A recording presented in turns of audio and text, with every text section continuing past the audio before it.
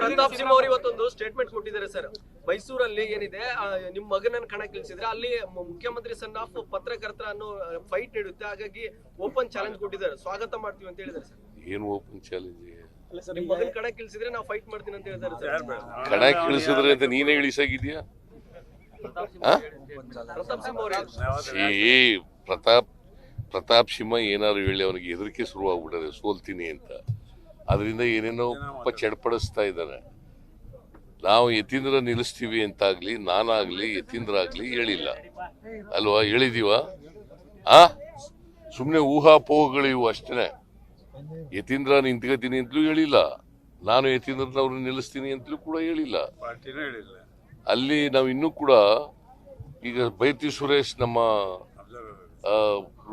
Urban development minister ಅವರು ಹೋಗಿದ್ರು observer ಆಗಿ. ಅವ್ರು ಇನ್ನೂ ವರದಿ ಕೊಟ್ಟಿದ್ದಾರೆ. ಆ ವರದಿ ಆಧಾರದ ಮೇಲೆ ನಾವು ವಿಲ್ ಟೇಕ್ ಎ ಡಿಸಿಷನ್.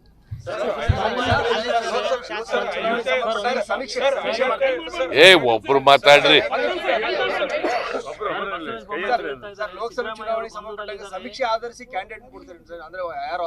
ಇಲ್ಲ, ಅಲ್ಲಿ ಕ್ಷೇತ್ರದವ್ರು ಇದಾರಲ್ಲ, MLAಗಳು, ex-MLAಗಳು, MP ಗಳು, ಕ್ಯಾಂಡಿಡೇಟ್ ಆಗಿದ್ದವರು, ಆಮೇಲೆ ಬ್ಲಾಕ್ ಕಮಿಟಿ ಅಧ್ಯಕ್ಷರುಗಳು, ಜಿಲ್ಲಾ ಅಧ್ಯಕ್ಷರುಗಳು, ಇಂಪಾರ್ಟೆಂಟ್ ಕಾರ್ಯಕರ್ತರುಗಳು, ಲೀಡರ್ಗಳು, ಅವ್ರದೆಲ್ಲ ಅಭಿಪ್ರಾಯ ಮಾಡಿ ಅವ್ರು ಹೇಳೋದವ್ರಿಗೆ ಕೊಡ್ತೀವಿ. ಸರ್, ಸಿದ್ದರಾಮಯ್ಯನವರು ಇಷ್ಟು ದಿನ ಅಯೋಧ್ಯೆಗೆ ಹೋಗಲ್ಲ ಅಂತ ಹೇಳಿ ಹೇಳ್ತಾ ಇದ್ರು, ಬಟ್ ವ್ಯಾಪಕ ವಿರೋಧ ವ್ಯಕ್ತ ಆಯ್ತು. ಹಾಗಾಗಿ 22ರ ನಂತರ ಅಯೋಧ್ಯೆಗೆ ಹೋಗ್ತಾ ಇದ್ದಾರೆ ಅಂತ ಹೇಳಿದ್ರು ಕೆಲವರು. ಯಾರು ಹೇಳಿದ್ರು ನಾವು ಹೋಗಲ್ಲ ಅಂತ?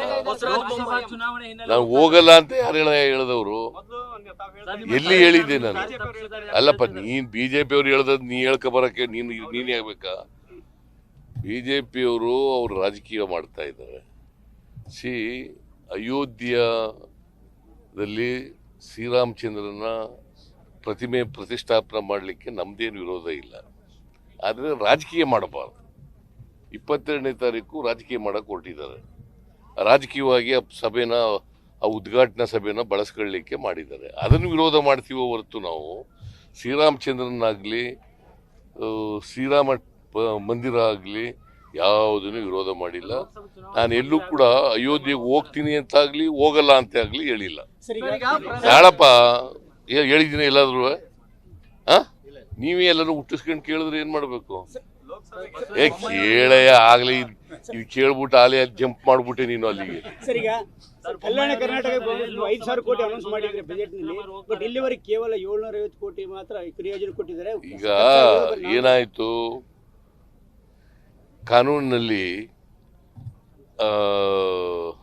ಇವರು ಡೈರೆಕ್ಷನ್ ತಗೋಬೇಕು ಅಂತ ಇದೆ ರಾಜ್ಯಪಾಲರು. ಅಲ್ಲಿ ಸ್ವಲ್ಪ ವಿಳಂಬ ಆಯಿತು.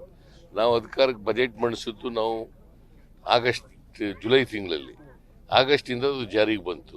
ಹಾಗಾಗಿ ಹೆಚ್ಚು ಖರ್ಚು ಮಾಡಲಿಕ್ಕಾಗಲಿಲ್ಲ. ಆದರೂ ಕೂಡ ಹೆಚ್ಚು ಖರ್ಚು ಮಾಡಬೇಕು ಅಂತೇಳಿ ನಾನು ಮೊನ್ನೆ ಮೀಟಿಂಗ್ ಕರೆದು ಎಲ್ರಿಗೂ ತಾಕೀತು ಮಾಡಿದ್ದೀನಿ. ಕಾಂಗ್ರೆಸ್ ಯಾವಾಗ್ಲೂ ಕೂಡ ಮುಸ್ಲಿಂ ತುಷ್ಟೀಕರಣ ರಾಜಕೀಯನೇ ಮಾಡ್ಕೊಂಡು ಬರ್ತಾ ಇದೆ ಅಂತಿದ್ದಾರೆ. ಏನು ಹೋಗಿದ್ರೆ ಪರವಾದಂತ ರಾಜಕೀಯನ ಮಾಡ್ಕೊಂಡು ಬರ್ತಿದ್ದಾರೆ. ಮುಸ್ಲಿಂ ಅವ್ರಿಗೆ ಬೇಕಾದ ನೀನ್ ಯಾರು? ಪತ್ರಕರ್ತ. ಹಿಂದೂ ಅಲ್ಲೋ ನೀನು? ಹೌದು. ನೀನ್ ಪರವಾಗೂ ಇದ್ದೀವಿ ನಾವು. ಎಲ್ಲರೂ ಈ ಸಮಾಜದಲ್ಲಿರ್ತಕ್ಕಂಥ ಎಲ್ಲ ಜಾತಿಯವರು, ಎಲ್ಲ ಧರ್ಮದ ಪರವಾಗಿಯೂ ಇದ್ದೀವಿ. ಬರೀ ಯಾವುದೋ ಒಂದ್ ಧರ್ಮ ಒಂದ್ ಜಾತಿ ಇಲ್ಲ. ನಾವು BJP ಅಲ್ಲ. ಧರ್ಮದ ಆಧಾರದ ಮೇಲೆ ಸಮಾಜ ಹೊಡಿತಕ್ಕಂಥವ್ರಲ್ಲ. ನಾವು ಜಾತಿ ಆಧಾರದ ಮೇಲೆ ಸಮಾಜ ಹೊಡಿತಕ್ಕಂಥವ್ರಲ್ಲ. ನಾವು ಜಾತ್ಯತೀತ ತತ್ವದಲ್ಲಿ ನಂಬಿಕೆ ಇಟ್ಕೊಂಡಿರ್ತಕ್ಕಂಥವ್ರು, ಧರ್ಮ ನಿರಪೇಕ್ಷತೆಯಲ್ಲಿ ನಂಬಿಕೆ ಇಟ್ಕೊಂಡಿರ್ತಕ್ಕಂಥವ್ರು. Congress party is a secular party. Congress party ಸ್ವಾತಂತ್ರ್ಯ ತಂದ್ಕೊಟ್ಟವ್ರು ಯಾರು ನಿನ್ಗೆ? ಯಾರಯ್ಯ? BJPನ ಕಾಂಗ್ರೆಸ್? ಎಲ್ರು ಹಂಗೆ. ಏನು BJP ಇದ್ದಾಗ ಮತ್ತೆ ಅಲ್ಲಿ ಎಲ್ರು ಅಂದ್ಬಿಡ್ತೀಯ? ಗೊತ್ತಿಲ್ಲ ಮಾಡಿದ ಕಾಂಗ್ರೆಸ್ ಪಾರ್ಟಿ ದೇಶಕ್ಕೆ ಸ್ವಾತಂತ್ರ್ಯ ತಂದುಕೊಟ್ಟದ್ದು ಕಾಂಗ್ರೆಸ್ ಪಾರ್ಟಿ. ಗಾಂಧೀಜಿಯವರ ನೇತೃತ್ವದಲ್ಲಿ ಹೋರಾಟ ಮಾಡಿ ಒಬ್ಬರು ಕೇಳ್ರಿ. ಗೃಹಲಕ್ಷ್ಮಿ ಯೋಜನೆಯಲ್ಲಿ 2,000 ರೂಪಾಯಿ ಕೊಟ್ಟಿರೋ ಇರೋದು ಸಾಕಾಗ್ತಾ ಇಲ್ಲ ಅಂತ ಹೇಳಿ ಮಾಜಿ ಪ್ರಧಾನಮಂತ್ರಿ ದೇವೇಗೌಡರು ಹೇಳ್ತಾ ಇದ್ದಾರೆ. ಯಾರು ಮಾಜಿ ಪ್ರಧಾನಮಂತ್ರಿ ದೇವೇಗೌಡರು ಅವ್ರು ಕೊಟ್ಟಿದ್ರ ಅವ್ರು 100 ರೂಪಾಯಿನಾರು ಕೊಟ್ಟಿದ್ರ ಸರಿಯಮ್ಮ ಹೇಳ್ರಿ ಏನ್ ಸಮಸ್ಯೆ. ಮಾಧ್ಯಮದವ್ರದ್ದು ಒಂದೇ ಪ್ರಶ್ನೆ ಸರ್. ಈ ರಾಯಚೂರು ಜಿಲ್ಲೆಗೆ ಒಂದು ವಾರ್ತಾ ಇಲಾಖೆ, ಒಂದು ವಾರ್ತಾಧಿಕಾರಿ ಮತ್ತು ಮನವಿ ಸರ್, ಒಂದು ವಾರ್ತಾಧಿಕಾರಿ ಇಲ್ಲ, ಬಸ್ಸು ಇಲ್ಲ ಸರ್. ಇಲ್ಲಿ ಬರ್ಬೇಕಂದ್ರೆ ವಾರ್ತಾ ಇಲಾಖೆ ಇಲ್ವಾ ಇಲ್ಲಿ ಒಬ್ಬರಿಗೆ ಕೇಳ್ಬೇಕು. ಸರ್ ಇವತ್ತು ಇಲ್ಲಿ ಬರ್ಬೇಕು ಅಂದ್ರೆ ಸ್ಕೂಲ್ ಬಸ್ ಅಲ್ಲಿ ಬಂದಿದೀವಿ. ಆ ಬಸ್ಗೂ ಡೀಸೆಲ್ ಹಾಕ್ಸೋರ್ ಗತಿ ಇಲ್ಲ ಸರ್. ನಾವು ಟೀಚರ್ಗೆ ಕಾಲ್ ಮಾಡ್ಕೊಂಡು ಅವ್ರಿಗೆ ಮನವಿ ಮಾಡ್ಕೊಂಡು ಹಾಕ್ಸ್ಕೊಂಡ್ ಬಂದಿದೀವಿ. ವಾರ್ತಾಧಿಕಾರಿ ಇಲ್ಲಿರೋ ಆಫೀಸರ್ ಏನಂತಾರೆ, ನೀವ್ ಏನಿದ್ರು ಸಸ್ಪೆಂಡ್ ಮಾಡ್ರಿ, ನಾನು ಯಾವ್ದಕ್ಕೂ ಬಗ್ಗದಲ್ಲ ಅಂತ ಹೇಳ್ತಿದ್ದಾರೆ sir. SDA sir, FDA switch off ಮಾಡ್ಕೊಂಡು ಹೋಗ್ಬಿಟ್ರು ಸರ್ ವಾರ್ತಾ ಇಲಾಖೆ. ಇದು ಬಹಳ ದಿನ ಸಮಸ್ಯೆ ಇದೆ ಸರ್. ಇದು ಆಲ್ರೆಡಿ ಗಮನಕ್ಕೆ ಬಂದಿದೆ, ಕಮಿಷನರ್ ಗಮನಕ್ಕೆ ಇದೆ ಸರ್. ಬೋಸರವರು ಲೆಟರ್ ಕೊಟ್ಟಿದ್ದಾರೆ, ಒಂದು ವಾಹನ ಆಫೀಸರ್ ಕೊಡಂತ ಇಲ್ಲಿವರೆಗೆ ಆಗಿಲ್ಲ ಸರ್. ನೋಡ್ತೀನಿ ನಾನು ಇಮಿಡಿಯೇಟ್ ಆಗಿ ಅಟೆಂಡ್ ಮಾಡೋಣ. ರಾಯಚೂರು ಅಷ್ಟೇ ಸರ್, ಇಡೀ ಕಲ್ಯಾಣ ಆಮೇಲೆ ಇನ್ನೇನಾದ್ರು ಇದ್ರೆ ಹೇಳಿ. ಬಂದಿರೋ ಉದ್ದೇಶ ಹೇಳಿ ಸರ್. ನಾ ನಿನಗ್ ಗೊತ್ತಿಲ್ವಾ ಮತ್ತೆ ಹೇಳು ಮತ್ತೆ ನೀನೆ ಬರೀ ಹಂಗೆ. ಸರ್ ಈಗ ನಾನು ತಿಂತಿಣಿ ಬ್ರಿಡ್ಜ್ ನಲ್ಲಿ ಹಾಲುಮತ ವೈಭವ ಅಂತ ಕಾರ್ಯಕ್ರಮ ಮಾಡ್ತಾ ಇದ್ದಾರೆ. ಕೆಲವರಿಗೆಲ್ಲ ಪ್ರಶಸ್ತಿಗಳನ್ನು ಕೊಡ್ತಾ ಇದ್ದಾರೆ. ಆ ಕಾರ್ಯಕ್ರಮಕ್ಕೆ ಬಂದಿದ್ದೀನಿ ನಾನು. ಸರಿ, ಕಾಂತರಾಜ್ ವರದಿಯನ್ನ ಅಂಗೀಕಾರ ಮಾಡ್ಬೇಕಂತೇಳಿ ಎಲ್ಲ ಬ್ಯಾಕ್ವರ್ಡ್ ಕ್ಲಾಸ್ ಮಠಾಧೀಶರು ಒತ್ತಾಯ ಮಾಡಿದ್ದಾರೆ ಸರ್. ಅದನ್ನ ಯಾವಾಗ ಅಂಗೀಕಾರ ಮಾಡೋದು ಮತ್ತೆ ಯಾವಾಗ ಜಾರಿ ಮಾಡೋದು? ಕಾಂತರಾಜ್ ಇಲ್ಲ, ಜಯಪ್ರಕಾಶ್ ಹೆಗ್ಡೆ ಇರೋರು ಈಗ. ಜಯಪ್ರಕಾಶ್ ಹೆಗ್ಡೆ ಇರೋದು ಈಗ backward class permanent backward class commission ಅಧ್ಯಕ್ಷರು ಜಯಪ್ರಕಾಶ್ ಹೆಗ್ಡೆ. ಕಾಂತರಾಜ್ ಇಲ್ಲ ಈಗ. ಅವರು ಕಾಲದಲ್ಲಿ ತಗೊಳ್ಳಿಲ್ಲ, ಅವ್ರ ರಿಪೋರ್ಟ್ ತಗೊಳ್ಳಿಲ್ಲ. ಆಗ ಕುಮಾರಸ್ವಾಮಿ ಇದ್ರು, ತಗೊಳ್ಳಿಲ್ಲ ಅವರು ಮುಖ್ಯಮಂತ್ರಿಯಾಗಿ. ಅವ್ರು ತಗೊಳ್ದೇ ಇರೋದ್ರಿಂದ ಈಗ ನಾನು 2 ತಿಂಗಳಿಗೆ ಇವ್ರಿಗೆ ಟೈಮ್ ಕೊಟ್ಟಿದ್ದೀನಿ. ಅಷ್ಟೊಳಗಡೆ ಕೊಟ್ಟರೆ ತಗೋತೀನಿ ನಾನು.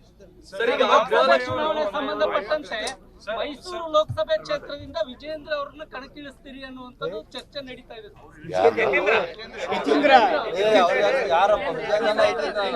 ಯಾರು ಹೇಳಿದ್ರು ನಿನಗೆ? ಯಾರು ಹೇಳಿದ್ರಯ್ಯ? ನಾನು ಹೇಳಿದ್ದೀನಾ? ಯತೀಂದ್ರ ಹೇಳಿದಾನ? ಮತ್ತೆ ಸುಮ್ಮನೆ ಯಾಕೆ ಹೇಳ್ತಾ ಇದ್ದೀಯ? ಪ್ರತಾಪ್ ಸಿಂಹ ಅವರು ಇವತ್ತೊಂದು ಸ್ಟೇಟ್ಮೆಂಟ್ ಕೊಟ್ಟಿದ್ದಾರೆ ಸರ್. ಮೈಸೂರಲ್ಲಿ ಏನಿದೆ ನಿಮ್ ಮಗನನ್ನ ಕಣಕ್ಕಿಳಿಸಿದ್ರೆ ಅಲ್ಲಿ ಮುಖ್ಯಮಂತ್ರಿ ಸನ್ ಆಫ್ ಪತ್ರಕರ್ತರ ಅನ್ನೋ ಫೈಟ್ ನೀಡುತ್ತೆ, ಹಾಗಾಗಿ ಓಪನ್ ಚಾಲೆಂಜ್ ಕೊಟ್ಟಿದ್ದಾರೆ, ಸ್ವಾಗತ ಮಾಡ್ತೀವಿ ಅಂತ ಹೇಳಿದ್ದಾರೆ ಸರ್. ಏನು ಓಪನ್ ಚಾಲೆಂಜ್? ನಿಮ್ ಮಗನ್ ಕಣಕ್ಕಿಳಿಸಿದ್ರೆ ನಾವು ಫೈಟ್ ಮಾಡ್ತೀನಿ ಅಂತ ಹೇಳಿದ್ದಾರೆ ಸರ್. ಕಣಕ್ಕೆ ಇಳಿಸಿದ್ರೆ ಅಂತ ನೀನೇ ಇಳಿಸಾಗಿದ್ಯಾ? ಪ್ರತಾಪ್ ಸಿಂಹ ಅವರು ಪ್ರತಾಪ್ ಸಿಂಹ ಏನಾದ್ರು ಹೇಳಿ ಅವನಿಗೆ ಹೆದರಿಕೆ ಶುರುವಾಗ್ಬಿಟ್ಟದೆ, ಸೋಲ್ತೀನಿ ಅಂತ. ಅದರಿಂದ ಏನೇನೋ ಚಡ್ಪಡಿಸ್ತಾ ಇದ್ದಾನೆ. ನಾವು ಯತೀಂದ್ರ ನಿಲ್ಲಿಸ್ತೀವಿ ಅಂತಾಗ್ಲಿ, ನಾನಾಗ್ಲಿ, ಯತೀಂದ್ರ ಆಗ್ಲಿ ಹೇಳಿಲ್ಲ ಅಲ್ವಾ? ಹೇಳಿದೀವ? ಸುಮ್ನೆ ಊಹಾಪೋಹಗಳಿವು ಅಷ್ಟೇ.